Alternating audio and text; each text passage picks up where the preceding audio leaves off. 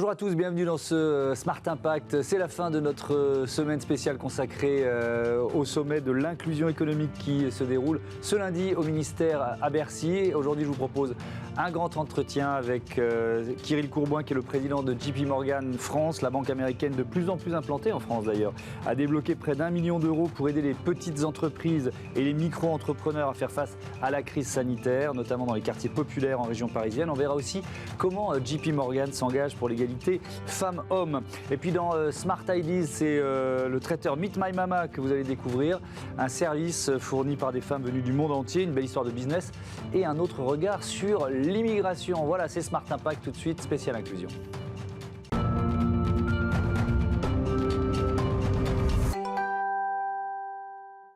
Bonjour Kirill Courboin, bienvenue. Heureux de vous accueillir. Vous êtes donc le président de JP Morgan France. Vous participez ce lundi à ce sommet de l'inclusion économique. Beaucoup de personnalités. C'est à Bercy. Donc il y a le ministre Bruno Le Maire, il y aura Jacques Attali à vos côtés, plusieurs ministres évidemment présents. La conférence à laquelle vous participez, j'ai vu que c'était sur le thème de la performance et de la cohésion sociale. Je commence avec la performance. Pourquoi l'inclusion, ça renforce la performance d'une entreprise ? Nous, on est convaincus, alors ça, c'est peut-être une idée qui vient des États-Unis, mais que la diversité, qu'elle soit sociale, qu'elle soit raciale, elle crée de la richesse dans l'entreprise. Je pense qu'il y a 20 ans, on avait tendance un peu à recruter dans les entreprises des clones. On recrutait la personne qui avait fait un peu le même parcours que vous. Aujourd'hui, en fait, on cherche de la diversité et on se rend compte que cette diversité, notamment dans les banlieues, elle est extraordinaire. Oui. Mais c'est pas si facile parce que les circuits de recrutement classiques, et notamment, même si les grandes écoles travaillent beaucoup aussi pour se diversifier, comme vous dites, on peut tomber sur pas mal de clones, quoi. Et on part de loin. Oui. On part de loin parce qu'en effet, quand on se dit j'ai l'objectif d'aller recruter dans la diversité, c'est une idée, c'est un concept, mais la réalité est beaucoup plus compliquée. Parce que déjà, comment on identifie les jeunes, c'est très compliqué parce que la discrimination, malheureusement, elle existe toujours en France. Quand vous appelez Saïd, que sur votre CV, il y a une adresse dans le 9-3 et que vous êtes diplômé de l'université de Villetaneuse, c'est beaucoup plus compliqué que quand vous êtes un petit jeune du 16e. Donc, il faut qu'on puisse identifier ces jeunes, qu'on puisse les coacher. Parce que quand on arrive à avoir une interview, un entretien dans une entreprise, il faut être préparé. Et puis, il faut aussi, aujourd'hui, plus recruter uniquement sur base du CV, mais probablement sur un bilan de compétences. Oui, on parle des soft skills aussi, c'est l'attitude, la façon d'être, de pouvoir s'intégrer à une équipe. Tout ça, ça devient presque aussi important que le CV. C'est aussi important. Vraiment, parce que important. C'est aussi important parce que l'énergie positive, la volonté de se battre, la difficulté que certains de ces jeunes ont connue, en fait, ce sont des forces quand ils arrivent dans l'entreprise. Il faut évidemment les coacher, il faut les préparer, parce que il faut d'ailleurs, dès le plus jeune âge. Parce qu'il faut les orienter, et pour eux c'est compliqué parce qu'ils n'ont aucun réseau. Donc on parlera peut-être plus tard du stage de 3e. Mais allons-y, le stage de 3e, parce que juste avant que l'émission démarre, je disais, mais il y a d'ailleurs pas mal de jeunes issus de ces quartiers populaires qui se disent, mais JP Morgan, de toute façon, c'est pas pour nous. Ça, c'est typique. C'est la première réaction. C'est-à-dire déjà, nous, on a en fait lancé il y a quelques années quelque chose qui s'appelle le School Challenge. C'est-à-dire qu'on va dans les écoles en 3e ou en seconde et on essaye de pousser les jeunes à faire des formations scientifiques. Parce qu'on pense que 60% des jobs de demain, en fait, on ne les connaît pas, mais il y aura un élément scientifique lié au codage informatique, des choses comme ça. Donc, c'est les préparer à ça. Et la première chose qu'on fait, c'est qu'on les invite Place Vendôme à venir chez nous. Ils arrivent de Seine-Saint-Denis, de Sevran, de Nanterre. Et en fait, beaucoup d'entre eux, ils n'ont jamais été dans une banque. Ils ne savent pas ce que c'est et ils découvrent un monde nouveau. Pour vous donner une idée, dans le cadre du stage de 3e, la semaine dernière, on avait 10 jeunes de 2 lycées, Sevran et Nanterre, qui sont venus chez nous, pendant une semaine, 55 intervenants de la banque, qui font ça dans le cadre de mécénat de compétences, et qui vont les former et leur expliquer c'est quoi une banque et quels sont les métiers qu'on peut faire dans une banque. En fait, tous ces jeunes étaient passionnés. On faisait ça à la fois en français, en anglais. Donc c'est aussi pour eux une immersion dans un monde un peu plus anglo-saxon qu'ils ne connaissent pas.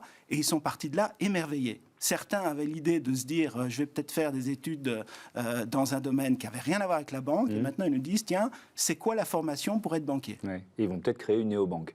Et ils vont peut-être créer une néobanque ou ils vont peut-être être auto-entrepreneurs et travailler avec des banques.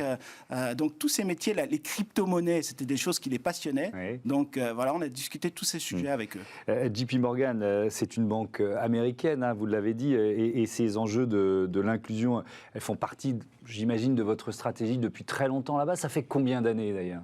Alors, moi, je dirais que ça remonte peut-être presque à l'origine de la banque. Il faut savoir que Alors là, ça remonte très très loin. On remonte à 150 ans en France, c'est-à-dire qu'on s'installe en 1868. C'est le fondateur, John Pierre Pont Morgan, qui s'installe à Paris. Les gens ont oublié que cette personne, d'abord, c'est lui qui a fondé l'hôpital américain à Paris. C'est lui, sa fille, Anne Morgan, qui a été l'une des plus grandes philanthropes, qui est venue avec 350 bénévoles pendant la Première Guerre mondiale américains pour aider les populations près de Soissons. Donc, d'ailleurs, le stade de Soissons, il a été financé uniquement par Anne Morgan. Il faut se rappeler que JP Morgan, c'était l'homme le plus riche du monde. C'était le Bill Gates ou le Jeff Bezos de l'époque. Et donc, sa fille a hérité toute sa fortune et elle a fait que du social. C'était des plans Marshall avant Marshall. Et donc, ça remonte à cette époque-là. Et puis, après, on s'est évidemment organisé. On a créé une fondation. Et les travaux qu'on fait dans les banlieues, ça date vraiment d'une dizaine d'années, notamment avec la crise des subprimes, où on a vu une ville comme Détroit qui a été complètement décimée par la crise des subprimes, et notamment l'industrie automobile, puisqu'elle est passée de 2 millions d'habitants à 600 000 habitants en l'espace de quelques années, avec des quartiers en déshérence totale. Et on a fait un programme de 150 millions de dollars avec une équipe de 60 personnes pour reconstruire avec le maire de Détroit, la ville de Détroit. Mais je reviens aux cultures, aux différences de culture entre la France et les États-Unis, et notamment sur le wokisme qu'on pourrait traduire par la conscientisation en bon français. Il est beaucoup plus puissant aux États-Unis. On en parle de plus en plus en France. Est-ce que c'est aussi sous cette pression des minorités que s'est construite la politique inclusive d'une banque, notamment comme JP Morgan aux États-Unis? Ça a dû jouer quand même. Alors, ça a évidemment joué.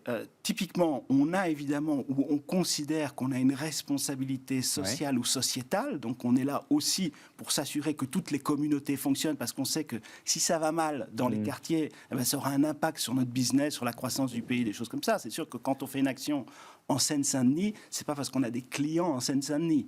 C'est parce qu'en fait, on se rend compte qu'il faut qu'on lutte contre cette inégalité sociale. Donc ça, c'est évidemment un élément. Quand il y a des événements majeurs comme l'assassinat, parce que c'est de ça que je parle, de George Floyd aux États-Unis, ça crée évidemment une prise de conscience de la banque qui a fait qu'on a décidé de lutter contre l'inégalité raciale. Et là, on a décidé de mobiliser 30 milliards. C'est-à-dire, on parle de 30 milliards de dollars pour ouvrir des agences dans des quartiers où il n'y a pas d'agence bancaire, pour financer des gens qui n'ont pas accès au crédit, pour leur faire du logement social. Tout ça, c'est des plans de financement qu'on fait. Et évidemment, quand on est dans une banque comme nous, on mesure l'impact.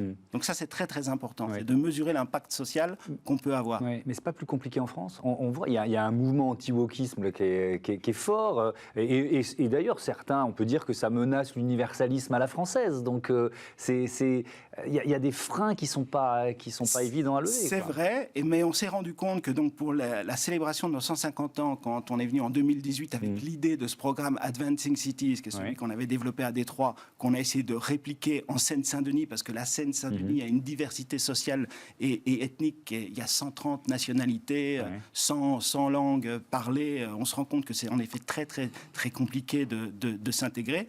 On a décidé de consacrer un budget de 30 millions de dollars sur 5 ans, uniquement via des investissements dans des associations du type Mosaïque, du type Simplon. Mosaïque qui co-organise le sommet de l'inclusion économique. Au sommet de l'inclusion économique.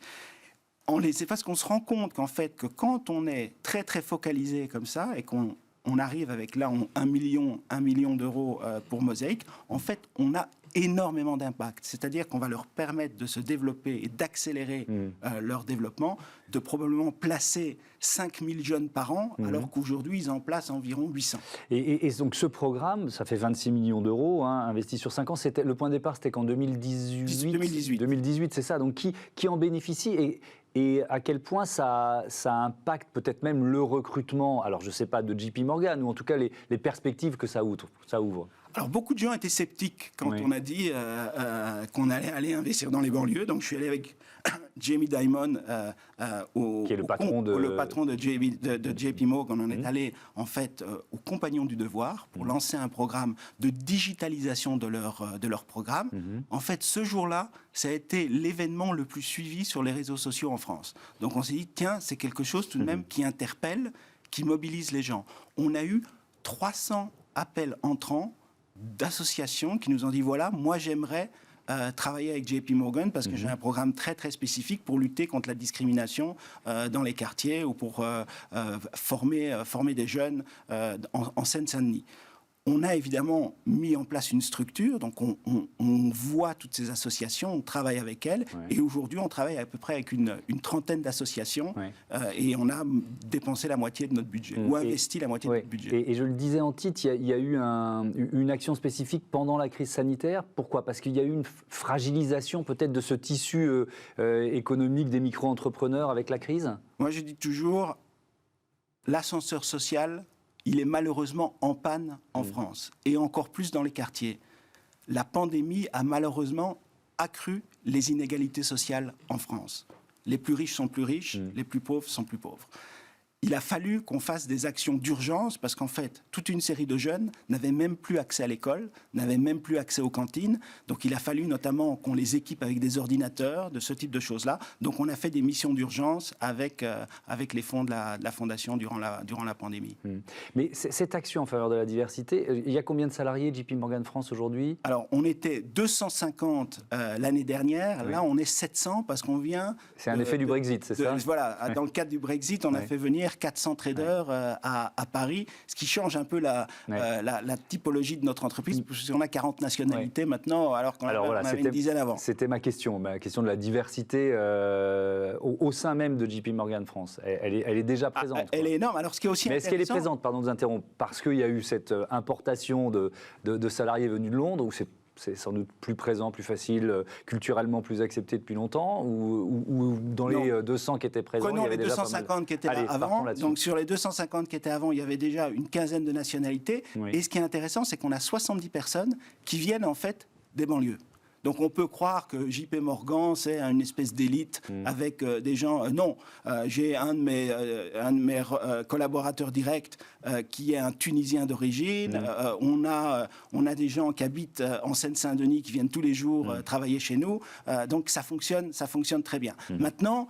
On peut encore s'améliorer sur le recrutement parce qu'on a toujours tendance à recruter des gens en effet qui viennent des grandes écoles et qui ont des formations et qui ont fait partie de la méritocratie et de l'éducation du parcours académique français. Maintenant, il faut peut-être qu'on recrute aussi plus sur des bilans de compétences et des gens peut-être qui ont décroché scolairement mais qui sont brillants et qui sont des hauts potentiels qui malheureusement n'ont pas pu être suivis dans la bonne école et avoir la bonne formation dans une banlieue.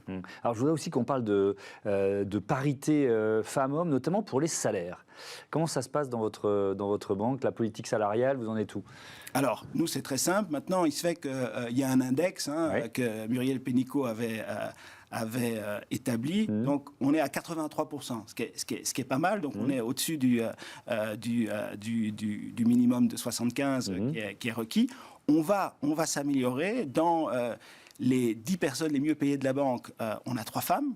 Donc, moi, mon comité de direction, il est totalement paritaire. J'ai 50% de femmes dans mon comité de direction. C'est vrai au niveau mondial aussi, chez JP Morgan ? Vrai au niveau mondial. Donc, Jamie Dimon dit toujours, j'ai 50% de femmes et j'ai 20% de LGBT. Donc, il se fait qu'on mesure ça peut-être un petit peu trop d'ailleurs aux États-Unis. Mais en tout cas, il est très fier de le dire. Et c'est sûr que chez nous, à compétence égale, job égal, rémunération égale, qu'on soit homme ou qu'on soit femme, et la promotion se fait de manière aussi rapide pour une femme que pour un homme. Vous affichez sur la parité que JP Morgan Asset Management, c'est la société de gestion où les femmes gérantes de fonds sont les plus nombreuses dans le secteur. Elles gèrent 45% des actifs mondiaux. Ça fait vraiment de JP Morgan un leader en la matière ? Je pense, et pour vous donner une caractéristique française, la banque privée chez JP Morgan, dirigée par une femme, plus de 50% des employés à tous les niveaux sont des femmes. Donc c'est sûr que le métier du trading est un métier plus masculin. Donc on a évidemment des disparités de temps en temps par métier, mais en tout cas, on fait un véritable effort pour essayer d'avoir cette diversité et cette parité. Maintenant, il ne faut pas non plus en faire un élément de discrimination positive. Il ne faut pas commencer à dire « je vais promouvoir telle personne » parce qu'elle est une femme ou parce qu'elle fait partie d'une minorité. Il faut vraiment que ça reste une méritocratie, parce que c'est ça la nature de notre organisation. C'est les meilleurs ont les meilleurs jobs et sont les mieux payés. Oui, et au niveau mondial, il y a cette initiative Women on the Move. C'est quoi Women on the Move? Alors, Women on the Move, c'est du coaching de toutes les femmes par des femmes avec une deuxième initiative qui s'appelle Men as Allies, parce qu'on se rend compte aussi qu'on a besoin d'avoir des alliés, souvent, dans des organisations qui, à l'origine, étaient peut-être plus masculines que féminines, qui les aident, qui les coachent, parce que moi, j'ai remarqué qu'une des grandes différences que vous avez avec un homme et une femme, c'est que l'homme, il est souvent surconfiant, qui va vous dire donnez-moi ce job, alors que la femme ne va pas vous le demander. Elle a souvent toutes les qualités requises, mais elle ne va pas vous demander d'avoir le job. Et là, il faut qu'on les coache de temps en temps, être un tout petit peu moins timide et à être plus audacieuse. Ce programme, j'ai lu ça en préparant l'émission, vous affichez là aussi que ce programme permet d'améliorer la santé financière des femmes.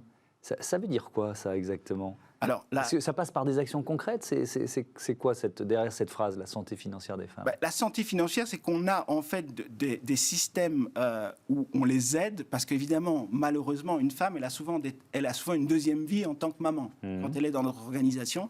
Et donc, on essaye de l'aider et de l'assister sur toute une série de tâches parce qu'il faut qu'elle aille chercher ses affaires au pressing, il faut qu'elle aille s'occuper d'aller chercher les enfants. Donc, le télétravail a d'ailleurs favorisé énormément de comportements très très positifs. On s'est rendu compte qu'en fait, les femmes, elles travaillaient très très bien, et d'ailleurs les hommes aussi, depuis la maison, mais l'image, la perception du télétravail a totalement changé. Avant, les gens vous disaient c'est plutôt de la télé que du travail. Aujourd'hui, on se rend compte qu'on peut être très très efficace à la maison, et donc on les soutient financièrement dans toute une série de ces tâches un peu administratives et liées à leur rôle de maman. Deux petites questions d'actualité, puis on reviendra à la politique d'inclusion pour conclure. Je ne peux pas vous avoir dans cette émission et ne pas vous poser une question sur cette blague du Big Boss sur la Chine, là, Jamie Dimon. Nous espérons, alors il célèbre le centenaire de l'implantation de la banque en Chine, et il dit: nous espérons y rester à long terme. Le Parti communiste chinois fête ses 100 ans. Tout comme JP Morgan, mais je vous parie que nous survivrons plus longtemps. Bon, moi je trouve ça drôle, mais il s'est excusé depuis. Il faut dire qu'il y a, j'ai lu ça dans la presse économique, 20 milliards de relations d'affaires en jeu. Est-ce que vous craignez d'affronter un ressentiment de la part de la Chine dans cette histoire? Est-ce qu'il y a déjà eu des retours en quelque sorte? Oui, alors il y a déjà eu des retours. Bon, alors d'abord, quand il a fait cette intervention à Hong Kong, devant les gens, personne ne l'a soulevé à l'époque. Donc en Chine, c'était il y a 4 jours, au fait c'est il y a une semaine, donc il n'y a eu aucun impact au niveau local. Ensuite, il est aux États-Unis, dans le cadre d'une université à Boston, où il sort la blague, et en disant d'ailleurs, je suis sûr que les Chinois nous espionnent, et donc ils pourront retranscrire ma blague. Puis il n'a pas du tout, il a totalement sous-estimé la réaction des médias. Et donc, quand il a vu l'emballement qu'il y a eu sur ce sujet-là, tout de suite, il s'est excusé en disant, voilà, je pense que c'était une blague. Et c'est d'ailleurs ça, quelqu'un disait, la principale force et la principale faiblesse de Jamie Dimon, c'est qu'il dit ce qu'il pense. Donc, il a fait une blague, c'était une mauvaise blague, ben voilà, il s'est excusé, et les Chinois ont dit, on note l'excuse, et circuler. Donc, fin de l'histoire. Donc, je pense que c'est fin de l'histoire. Et puis, vous l'avez évoqué, autre petite question politique qui est liée à votre implantation en France. Emmanuel Macron, il était là en juin dernier pour inaugurer le nouveau bâtiment qui est près du musée du Louvre. Donc, vous nous l'avez dit, il y a plusieurs centaines de salariés qui ont fait le voyage de Londres à Paris. Il y a encore des recrutements prévus, il y a encore des mouvements de salariés prévus. Juste pour bien comprendre à quel point le Brexit, ça représente finalement une opportunité pour la place financière de Paris. Alors, c'est vrai que c'était la première fois qu'un président en exercice inaugure une banque. Et encore pire, une banque américaine. Donc tous ses conseillers lui disaient, faut pas y aller, c'est pas une bonne idée. Lui, il a dit, je vais y aller. Il a été banquier d'affaires, donc peut-être qu'il a été banquier d'affaires, mais il a surtout réalisé que faire venir à Paris les activités financières, c'était un véritable enjeu financier, parce qu'on va nous tripler le nombre d'employés, mais aussi plus que doubler notre chiffre d'affaires. Tout ça, c'est des impôts. on parle de trading. Le trading, ce sont les activités, ce sont les gens qui sont les mieux payés dans l'industrie. Donc ce sont des gens qui arrivent avec beaucoup de chiffre d'affaires et qui vont avoir une influence aussi sur l'économie locale. Donc il se dit, si j'en fais venir une dizaine comme ça, et JP Morgan est la plus grande banque mondiale, donc ils sont certainement des leaders d'opinion, donc si j'arrive à les convaincre de venir, eh ben, ça fera venir les autres banques. Ce qui est le cas. Aujourd'hui, il y a à peu près 5000 personnes qui ont fait le trajet ou le déplacement de Londres à Paris. Et je pense que ce n'est que le début d'une relocalisation des activités, des services financiers sur le continent et sur la zone euro. Oui.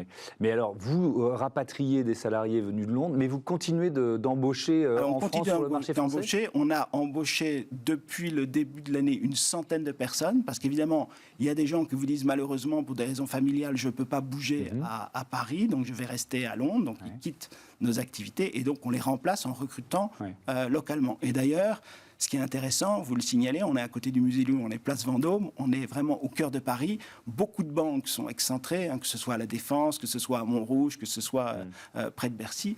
C'est attractif. Donc nous, on a énormément de traders, de grandes banques françaises qui nous disent maintenant, tiens, je rejoindrai bien JP Morgan à Paris. Oui. Je voudrais terminer, parce que c'était quand même le thème central, évidemment, de cette interview autour de l'inclusion, avec un exemple concret de ce que vous faites pour aider des entreprises. C'est l'entreprise Oops Factory. Son patron s'appelle Gilles Bravo. C'est quoi son business ? Je crois qu'on est dans le domaine du sport.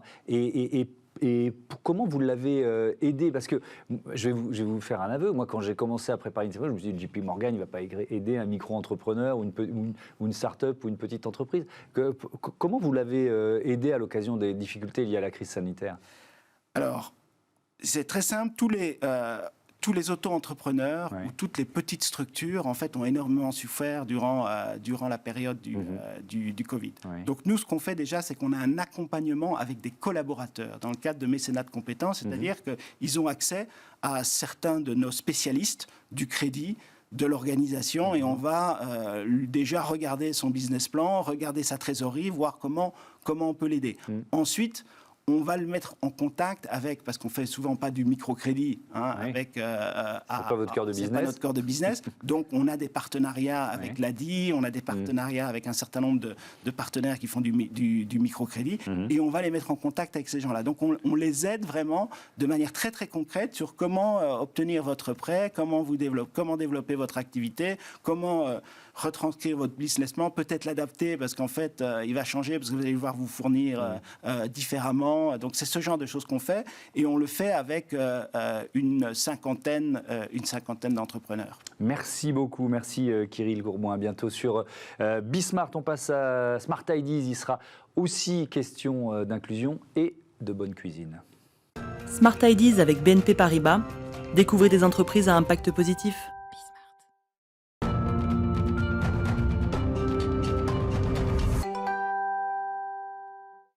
Bonjour Lubna Ksibi, bienvenue, heureux de vous accueillir. Vous êtes la cofondatrice de Meet My Mama. Quand, avec qui et puis surtout pourquoi vous l'avez créé ? Alors, quand on a créé Meet My Mama il y a 4 ans et demi à peu près maintenant, avec Denia et Youssef, mes 2 associés. Et pourquoi ? Parce qu'on a grandi avec des femmes extraordinaires qui ont une passion pour la cuisine, qui ont un talent, un savoir-faire. Et on s'est donné comme mission de lever tous les freins qu'elles pourraient rencontrer pour les aider à devenir des femmes chefs, entrepreneurs, indépendantes et qu'elles puissent vivre durablement de leur savoir-faire. Donc le principe de Meet My Mama, c'est quoi ? Le principe de Meet My Mama, c'est d'aller voir ces femmes qui ont cette passion. C'est de les inspirer, en tout cas de créer des déclics chez elles pour qu'elles se disent « je peux me lancer, je peux vivre de mon talent ». C'est des femmes qui parfois, on ne leur a pas forcément donné la chance de se poser la question de leur vocation. Et donc, nous, notre première étape, c'est de leur dire vous avez le droit d'avoir une vocation, vous avez le droit d'avoir un talent, une passion, et vous avez même le droit d'en vivre. Donc ça, c'est la première étape, donc de créer ce déclic chez elles. La deuxième étape, c'est de les former. Donc on a créé la Mama Academy, qui a pour but d'apporter une formation de très haut niveau sur la gastronomie, mais aussi dans l'entrepreneuriat, le numérique, le français si elles en ont besoin, des compétences de savoir-être, et aussi un programme qui s'appelle Être Mama Responsable, où l'idée c'est de permettre à ces mamas de comprendre en profondeur les sujets de développement durable, d'interculturalité, etc., pour que les mamas puissent vraiment être ce que nous on appelle des food changemakers et qu'elles puissent, avec nous, rendre l'industrie alimentaire plus inclusive, durable et responsable. Oui, et alors après, c'est quoi le modèle économique? Comment vous gagnez votre vie? Le modèle économique, c'est qu'on a créé un business, un traiteur, Meet My Mama, qui propose aux entreprises des prestations traiteurs sous différents formats, petit-déj, déjeuner, cocktail, banquet, dîner. Donc ces entreprises nous payent et on rémunère les mamas grâce aux prestations qu'elles réalisent. D'accord. Vous avez fait l'école des mines, un master à Dauphine, vous aviez un job de consultante en intelligence artificielle chez IBM, vous avez aussi bossé chez PwC. Pourquoi vous avez fait ce choix? Vous vouliez quoi? Donner du sens à votre vie professionnelle? Est-ce qu'il y a un peu de ça dans votre démarche? Ouais, ou est-ce qu'il y a l'idée de devenir sa propre patronne, créer sa boîte aussi? Non, je pense qu'on a tous une vocation. Et je pense que j'ai trouvé la mienne très tôt. Et j'en suis très heureuse aujourd'hui. J'ai fait de belles études. Et l'idée, c'est d'utiliser ces connaissances et ces compétences pour justement avoir un impact sur la société. J'ai fait une boîte qui me ressemble aujourd'hui, qui a du sens pour moi.